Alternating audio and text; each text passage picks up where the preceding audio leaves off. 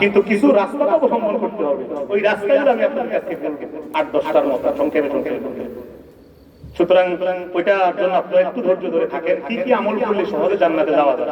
কারণ আমাদের কারো পক্ষে এখনকার এই ফেতনার জামানায় আইসা বড় পীর আব্দুল কাদের জিলানীর মতন নেক আমল করা সম্ভব নেই। আছেন নি কেউ যে ওনার মতন আমি আমল করব? যদি কেউ থাকেন দাঁড়ান যে আপনি এই রমজানে 60 খতম কোরআন শরীফ পড়ছেন, আছেন নি কেউ?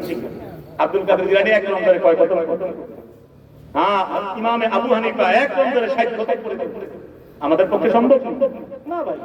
সুতরাং তাদের মতো নেক আমল এখনকার পরিবেশে আইসা ইচ্ছা করলে সম্ভব, কিন্তু আসলে সম্ভব না। কারণ আমাদের মন মগজ সারাক্ষণ অন্যদিকে, ঠিক কিনা বলে জামানা। এজন্য আমাদেরকে কোনো উচিত অবলম্বন করতে হবে, পথ অবলম্বন করতে হবে। কিছু কিছু এমন আমল করতে হবে যেগুলো দিয়ে শর্টকাটে আল্লাহকে ম্যানেজ কইরা চেষ্টা করতে হবে জান্নাতে যেন যাওয়া। সেই আমলগুলো আমি আপনাদের সামনে বলবো ইনশাআল্লাহ। যেহেতু একটা কথা দিয়ে ফেলছি, জান্নাতের ভিতরে একটু ঢুকবো, জান্নাতটা কেমন একটু বলবো, ওইটা একটু আগে বলি অল্প একটু। কি বলে শুনেন ইনশাআল্লাহ।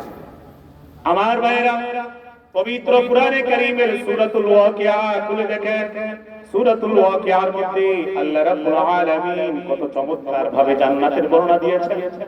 কুরআনের জায়গায় জায়গায় আল্লাহ তাআলা জান্নাতের চমৎকার নাজ নিয়ামতের বর্ণনা দিয়েছেন। কিন্তু মানুষ তো দুনিয়া নিয়ে ডুবে আছে।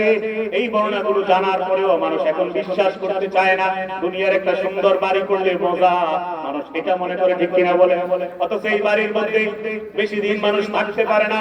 সারা জীবন কামাই রোজগার কইরা বয়স যখন 40-50 হয় তখন বাড়ির কাম ধরে।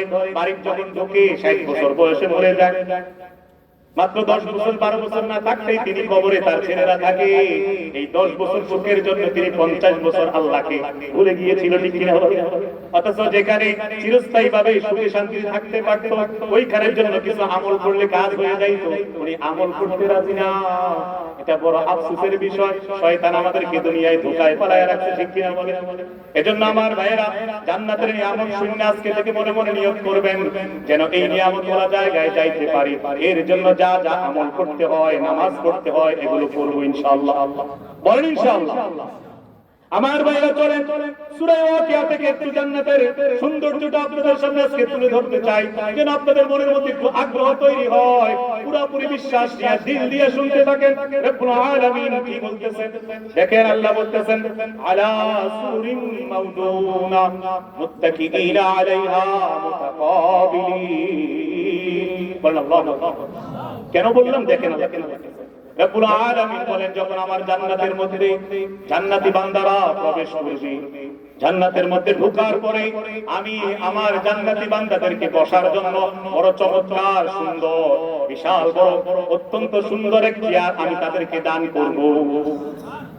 আমার ভাই আল্লাহ বলতেছেন, এটা এমন এক চেয়ার যেই চেয়ারের মধ্যে স্বর্ণ মুক্তা চতুর্দিকে লাগানো থাকবে, ঝকঝক ঝকঝক করে এটা আলো ছড়াইতে থাকবে।